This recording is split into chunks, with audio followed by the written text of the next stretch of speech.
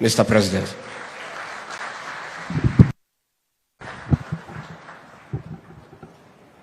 Asante sana. I think that's okay. It's okay. It's okay. You can give me the mic. I can hold it. Please, let's take our seats. Asanteni sana.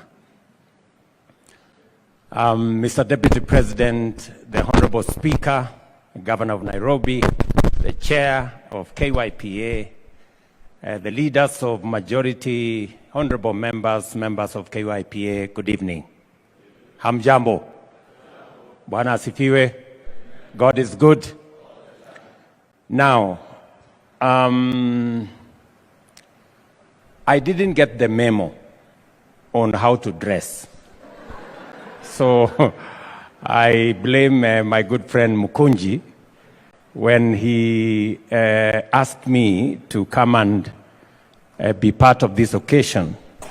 I had informed him that I will be on my way to the airport, and he told me, there is no problem, Mr. President, this is good, just come. Now, I don't want to look disrespectful to this August gathering, because as a former member of KYPA, I take this organization very seriously. As has been said, when I was first elected member of parliament in 1997, Kasheri ulikuwa darasa la ngapi?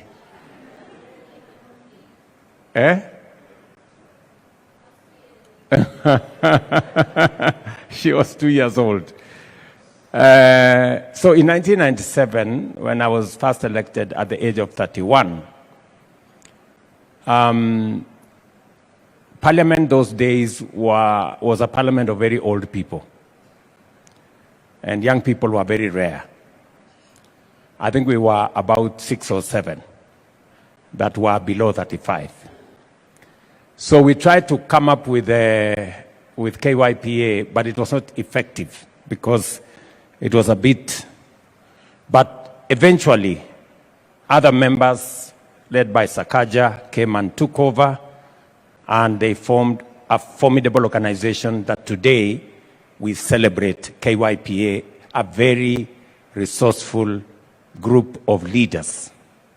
Congratulations to all of you for what you're doing as young leaders in the Republic of Kenya. The time I have between now and 9:30 is very brief. And I would really want to have a conversation with you, members of KYPA, because you influence the present and you are the future. And I really want to have a very candid conversation with you as a leader in Kenya. And I'm very happy that this organization is bipartisan, that it cuts across parties. And that is how we had conceptualized it. It was supposed to be that way. And it was supposed to be about members of parliament who are young, how they can be better leaders. And because I have gathered some experience along the way, and I know a few things about leadership, I would really want to share those things with you, given an opportunity. And if you agree, Bwana Chairman, allow me to ask that maybe today we launch the strategic plan, and then we get another occasion when we can have a conversation. And I am not looking for a formal conversation. No, I am looking for an informal conversation so that I can help you, I can, give you insights on my experience and my belief that this country is a really great country. And we can make it greater together. So let me just say 2 or 3 things Is it acceptable to you, Mr. Chairman, that we do another meeting? Yeah? Do you agree that we have another session? And since I heard that you wanted a very nice place, I can organize a nice place. Then we can, we can sit probably in the evening around a fire, and I can tell you a few things. Let me just say three things. Number one, leadership is sacred. It is godly. It is serious. So don't take it lightly. I see many leaders who are elected, they come into office, or they are nominated for that matter. They come into office, and they think it's a joke. You know? They don't take it seriously. And in due time, you suffer the consequences of not taking your job seriously. I have told you, leadership is serious, leadership is sacred, it is godly. Nobody becomes a leader by default or by mistake. All of us are elected because the good book says it is God who decides leaders. So you must take leadership seriously.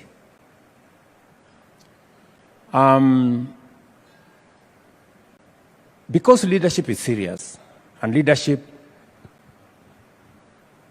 determines the future of nations. Successful nations are made successful by leaders. Great nations are made great by leaders. Retrogressive, poor nations are made poor by leaders. That's it. So, if we end up with a nation that is not progressive, don't look for anybody to ask. We should ask ourselves as leaders. So, we must take it seriously. Parliament is called the August House. It's the most important platform. It's a premium platform. It is a platform that shapes the destiny of a nation and a people. Many of you take the floor of Parliament for granted. You don't show up. You've not even tried to say anything. You're just there at the tea place. Yeah? Nazunguka hapo tu, unang'edhi hapo, na fitina. Please, take the floor of Parliament seriously. And I know, because I've been in Parliament, and it's a very difficult platform. You stand there and words evaporate, and you don't know what to say. And you say two things, Kiingereza inaharibika kidogo, unateleza namna hii, mtu anasema point of order, unachanganyikiwa, unaketi chini. Now, a friend of mine was talking to me yesterday, a lady from Ethiopia. She's supporting our plan on UHC. And she told me, Mr. President, I know you have a plan on UHC. I advise you, don't make perfect become the enemy of the good. Perfect should never become the enemy of the good. Don't wait until you are perfect. Yeah? Let me put it in a different way. If you take a risk, you might fail. If you don't take a risk, you will surely fail. Right? Because you will not move. Are we together? So, whether it is on that floor of Parliament, Whether it is on any other fora, take a risk. Don't make it perfect. Keep trying. You will get it there one day. So keep at it. I want to encourage you. Keep at it. As members of parliament,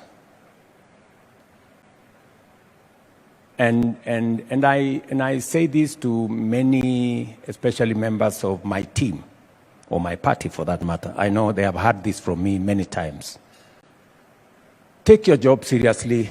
You have 3 responsibilities as an elected member: to represent your constituents, to legislate in parliament, and to oversight public resources. Many members of parliament don't take their job of representation seriously. Understand the issues. Understand government programs. I don't have time, but I really want to talk to you guys. Now, and I'm saying this out of experience. Understand government programs in your constituency. Don't go to a meeting without knowing what you're going to say in your constituency. Umesimama hapo, umeenda tu kwa mkutano, unasimama hapo, unaongea kidogo hapa, mtu anasema unga. Unaanza kusema bei ya unga imepanda. Mwingine anasema hapo sijui nini. Then you come out of there, you don't know what you wanted to say. Have a plan. Understand how many teachers have been hired by government in your constituency. Yeah? For example, last year, we hired 56,000 teachers. Medhu, do you know how many teachers we hired in Nyandarua? You should know, right? And you should be able to stand in a platform and say, good people, ever since I became senator of Nyandarua, we have hired 2,000 teachers. I mean, people will then say, okay, members of parliament, how many teachers did we hire in your constituency? Do you know? Many of you don't. We have data on electrification, constituency by constituency. How many members of parliament have gone to the Ministry of Energy to find out my constituency, what is the number of, what is the amount of money allocated? When you hear me come to any county, you hear me speak numbers. It is because I take my job seriously. I read. I take time. I look for information. Lakini wewe unasimama tu unaenda hapo, sisi serikali imetubagua sana. Tumekwisha. We are finished. Sasa wewe you are the leader. And leadership, the merchandise of leadership is hope. If you start selling desperation, you are the wrong person. Nasikia mheshimiwa. So I really want to have a conversation with you so that we can help each other. Because this experience some of us have gathered over the years, we cannot package it we cannot sell it in a kiosk. We can only help mentor other leaders to be better than us. And so that we can have a greater nation than we do, with greater leaders in the future. Let me also say that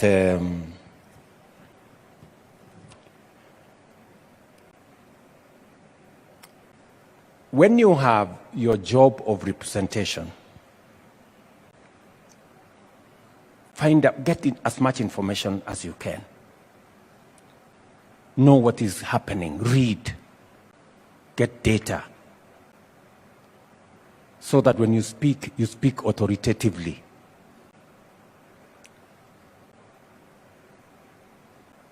I have heard Mukunji here say, the chair, that when I travel abroad, I should go with some of you. That is very good. Pigeni makofi huyu mjamaa. Lakini sasa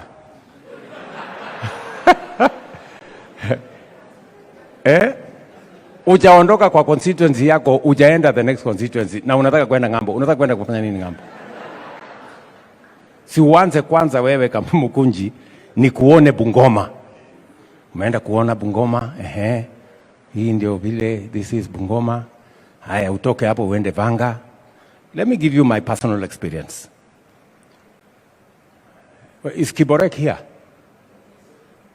Kiborek, there is a day you send me a copy. I don't know who. Somebody sent me a copy. It is you.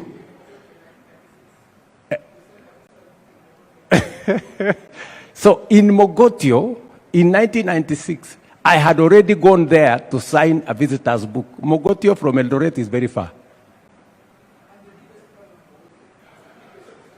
Tunaelewana? So, understand your country.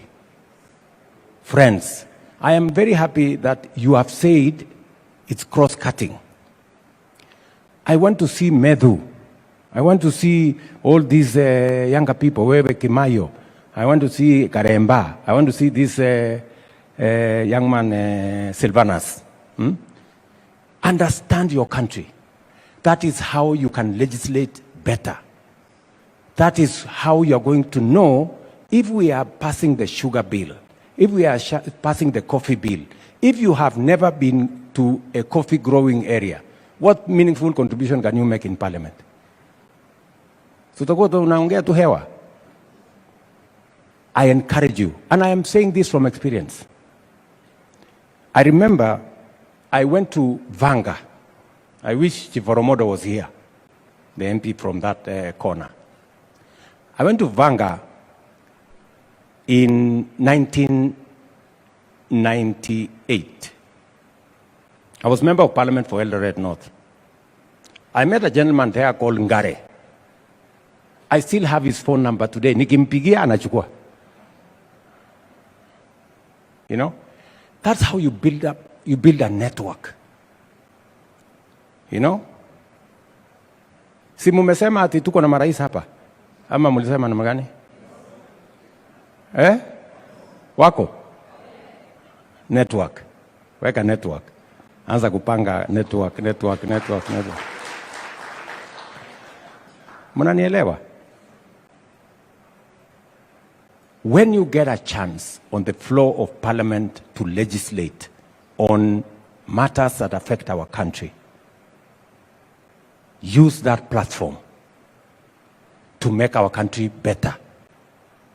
The quality of legislation is going to be determined to a great extent by what government does, but it will be influenced by how parliament executes and make sure the legislation is in place. So, my friends, this evening is short. I just wanted to give you some snippets of what I think you should do. When I say leadership is serious business and it determines the destiny of nations, I will give you two examples. Last year, we made a decision that we are going to change the funding structure. Right? Last year. And we said, it is not tenable. You know, we must be honest with ourselves. We said that we were going to pay 80% for every student who goes to university. We could not afford it. So for almost 15 years, we knew we could not do it, but the problem is that nobody wanted to make the decision to say, let us change it. So tukaendelea, you know, we are only giving 40% of the money, we are promised 80%. So bills in a build-up kwa universities started to pay lecturers half salary, accumulated debts. They now have debts of like 60 billion. So last year, I made the decision and said, we're going to change the funding structure. Parliament, of course, was very hostile, said, no, look at this guy. He has introduced fees in the university. Namna. Anyway, let me give you the good news. Last week, I was with 41 vice-chancellors from our universities. Because we changed the funding model and we said, scholarship is not going to be available automatic. You're going to apply. Do you know what happened? 20% of the students, 18,000 students last year, did not apply for any scholarship. Their parents paid without asking government to support. And these are students we were imposing scholarships on, and yet their parents could afford. So what has that done? It has released more money for us to take care of vulnerable students. But when it was in Parliament, I could see many members of Parliament walikuwa wananipigia kelele sana. Let me give you another example. Last year, we made a decision. We brought it to Parliament. Makelele ilikuwa mingi. Tukasema, we are putting a levy so that we don't have to import clinker, we don't have to import cement, we don't have to import furniture, we don't have to import, there was a fourth thing there. So, steel. Then industry went up and said, no, you see. Okay? So this year, we had a conversation with industry, but we stood our ground because we said, if we have sufficient manufacturing capacity locally, if we have manufacturing capacity for steel, for cement, for clinker, for furniture locally, why do we have to import? And if you want to import because you feel like importing, pay a levy. Do you know what happened this year? The same Kenya Association of Manufacturers, and they were sitting with me yesterday, they were complaining about the levy of 17.5%. So we told them, okay, let us reduce it to 10. Yesterday, they came back to me and told me, no, Mr. President, let's give it a 17. What has happened? You know, you are right, actually. We have decided to invest in local manufacture. If you remove this levy, those imports are going to destroy our investment. Mnanielewa? When we were making the decision last year, it was not popular, it was not right, people were making noise. Today, the same people who are making noise at us are telling us, keep the levy because we have done the right thing. We have invested. More companies in Kenya are now manufacturing cement, they are now manufacturing clinker, and they are now manufacturing steel. Why am I telling you this? I am telling you this, that leadership is not always about taking the popular decisions. It is about taking the right decisions always. I will give you one final thing so that I let you go. You remember last year we came up with a fertilizer subsidy program. And many of you who come from farming areas, you know, DAP has been our fertilizer for the last 30 years. Everybody believes DAP is the only fertilizer. So last year, because as a farmer myself, I know DAP is the wrong fertilizer because it has made our soils acidic. And I stopped using fertilizer DAP almost 5 years ago because it is wrong. But then last year, when we made the decision, Ministry of Agriculture came and told me that, you know, Mr. President, we must bring fertilizer if the farmers have to buy. Otherwise, the farmers will rebel, they will not buy. The farmers have insisted it must be DAP. I told them, we are not going to buy DAP. we are going to buy NPK that is customized for our soils, that is customized for our crops, because science that is available at the Ministry of Agriculture gives us the specifications for regions, for crops. We are going to go as per the scientific specifications. Forget about the DAP. Simuliona wakulima wakienda kupiga kelele. Walipiga kelele huko. Serikali imetuletea fertilizer hatujui. Wamekataa kutuletea DAP, hatutaki, we have rejected. Finally, because it was subsidized, the farmers bought the fertilizer. 6 months into the story, all the farmers were there taking selfies with maize. Oh, the maize is very nice. The same farmers who are telling us we've given them the wrong stuff. So, I want to request KYPA across party lines to work with us to change this country. We can do it. We can do it if we make the right decisions. Because of time, I will leave it there for tonight. Lakini mimi niko na maneno. Niko na maneno. Sasa nataka mjipange tukutane. Ndio tuongee. Because I am very passionate about the future of Kenya, and we must make the right decisions. We must make the right decisions because this country, our transformation has been delayed for far too long. We can turn around this country in record time.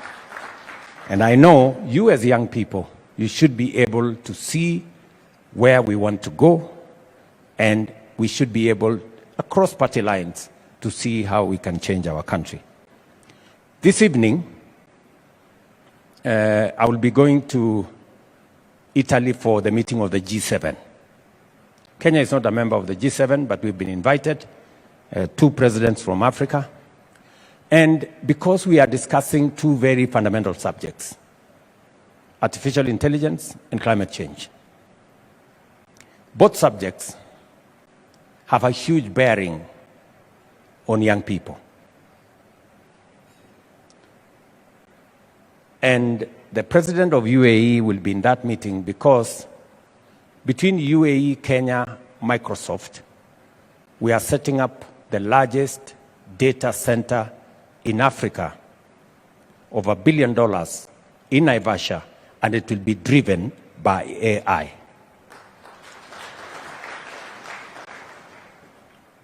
That is the negotiations we had in America when I was there. And that is the future. And I'm very happy, I was very happy to hear here that members of KYPA are already figuring out the digital space and the artificial intelligence space. This morning, I got a brief from the envoy that I have appointed on artificial intelligence, Mr. Thigo from Kenya. Because we cannot afford to be left behind again as a country or as a region. We must be on the table as we discuss regulations, legislation that is going to manage AI going into the future. So I hope again we will find another opportunity to sit down and have this conversation. Otherwise, I wish you well. You have my support. I am very, very proud of the young people in my administration. I am very proud. And the young people in our party have not let us down. If I were to choose, I will choose them again.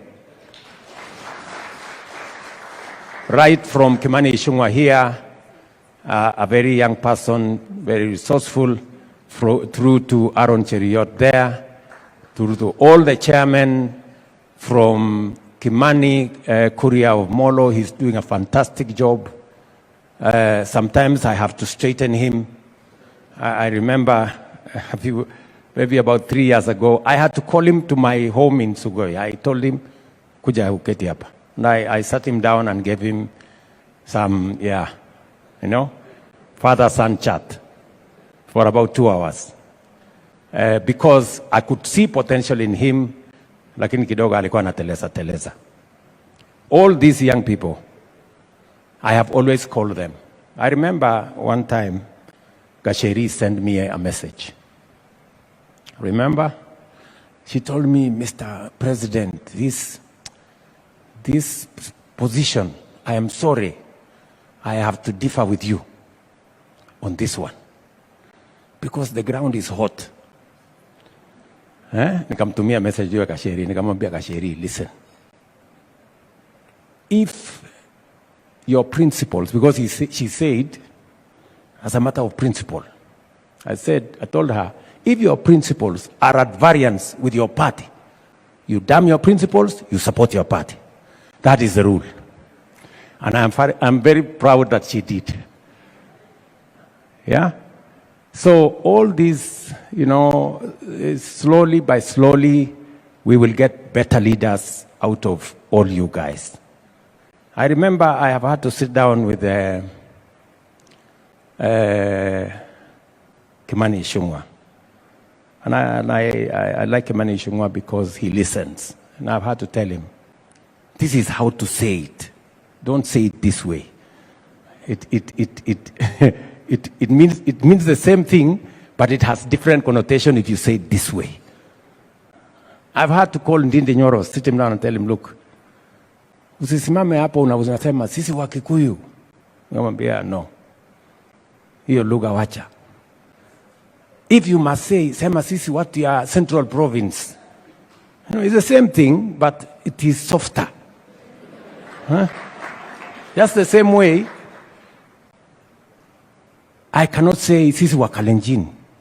Sisi watu ya Rift Valley, namna hii, So, and it's just figure of speech so that you don't send a connotation of the wrong things. You wanted to pass a message, but you end up passing the wrong message. So, namna hiyo. And I have called many of these people, and these young people. Waambia hapana, usitazeme hivi, kaa namna hii. So this mentorship is real. So sometimes many of you people think that we are talking about mentorship in space. And it is about small things that eventually makes leaders better people. Don't shy from making mistakes. You will make mistakes here. That's why I was saying earlier, perfect should not be the enemy of good.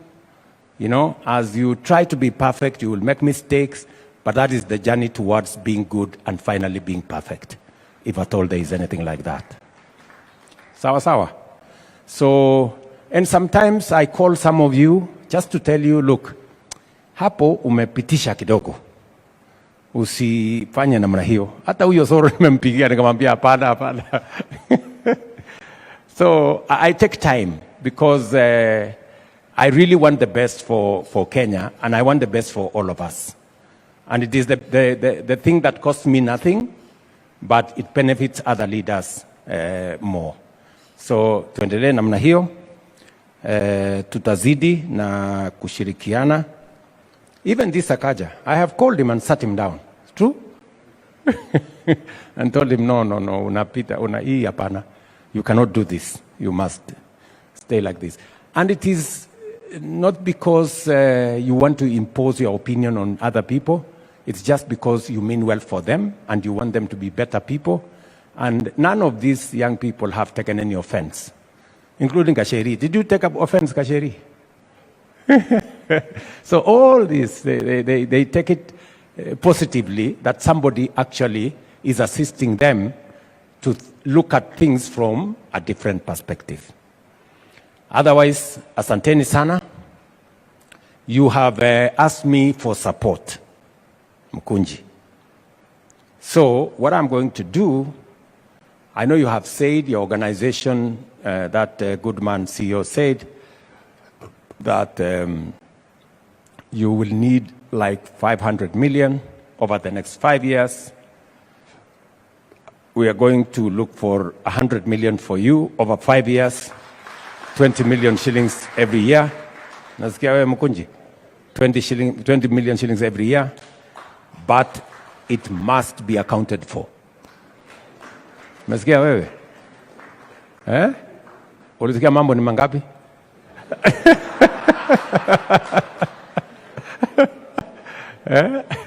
So, I will work out something with the speaker so that we facilitate you as you build synergy around young people so that we can make better leaders for our nation tomorrow. We will all be the better. This country will ultimately be the winner if we have better leaders, better than us, tomorrow. The days when people like me would feel threatened by young people are gone. You are our sons, you are our daughters, and we want to assist you. So even when we correct you kidogo, it is not because we want anything. We just want you to be better people, and we are going to support you. Mnanisikia? So so we will do that, wewe Mkunji. We will arrange so that we assist this organization. You must be responsible, you must be accountable, you must lead from the front, and you must strive to be better than us. That's really the standard. The standard is to be better than us. That is the standard. And finally, I have requested for a meeting. I want to sit down and I want you to ask me some questions so that I can answer and assist you. How do you do this? How do you do that? To the extent that I can, from my personal experience and from what I have seen around, I would really want to do that for all of you from different constituencies, from different parties, so that we can truly have a better country. Finally, when I was in America, I asked for an appointment with President Barack Obama. And I was just asking him for one thing. I'm an alumni of Nairobi University. And I told Barack Obama, your father was an alumni of Nairobi University. I requested him to assist us set up a school in the fashion of Kennedy School of Leadership in Harvard. But this time, to be a school of leadership in Nairobi University, and I asked him, let us call it Barack Obama School of Leadership in Nairobi University. And Barack Obama agreed, and he will come here next year so that we can, and he has undertaken that he's going to mobilize support for a sustainable school of leadership, because leadership is serious, and we want you guys to be better than us. Go read, go learn about leadership so that we can have better leaders tomorrow. I agree with the DP sometimes when you can accumulate a lot of it, and then when we can say prior learning, you can be given, nowadays you can get a certificate. But those of you who are younger, you can go to school. You don't have to wait for long and learn something, and we can all benefit from this.